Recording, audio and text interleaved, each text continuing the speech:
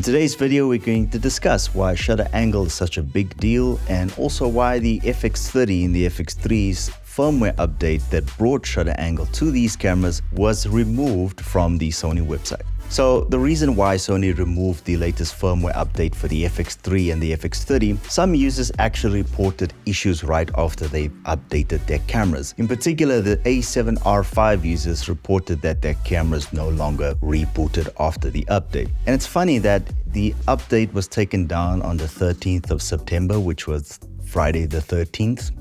I don't know if that has anything to do with it, but Sony has said that they are working on the update, so they're going to release it pretty soon. So I don't know when the FX30 and the FX3 updates are going to come back, but by the time when that is back and you're watching this video, I have linked the updates in the description down below, so you can go check it out for yourself. So shutter angle explained. So the most common use for shutter angle is basically to achieve the 180-degree rule. So this is what shutter angle is.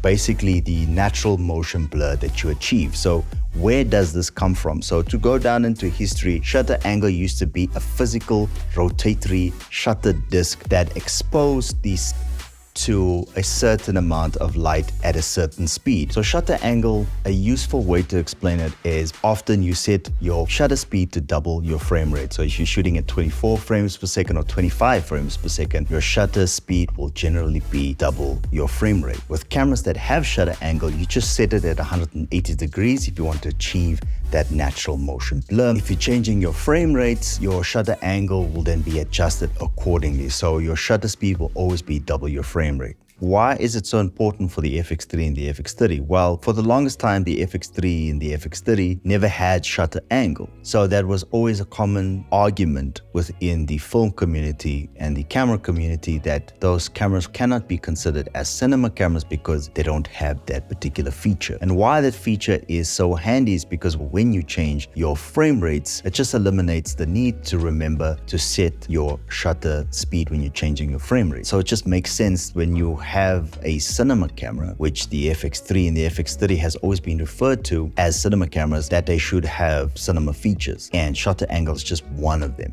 Shutter angle for YouTube creation, I don't think it was as important as it was more for filmmaking, because generally when you are shooting talking head shots like this, you would have your shutter speed set at double your frame rate. So I think from a YouTube creation perspective, it wasn't as much of an important thing as it is for filmmakers. So if you're using an FX3 or an FX30 on set, it just makes a whole lot of sense to have a camera that has as much cinema features as possible so that you can achieve the objective of making a film. And that's it. I just wanted to explain what shutter angle is and what the fuss is all about and what happened to the latest update with Sony as far as their firmware update is concerned. Hopefully they'll have it up and running, so by the time when you're watching this video and it's up there, just check the link down below in the description. We'll definitely have it up there for you. And if you like this kind of video and you want to see more, please consider hitting the subscribe button. Also hit the like button on this video so that we can share it to as many creators as possible. And most importantly, I would love to hear from you. So drop a comment there.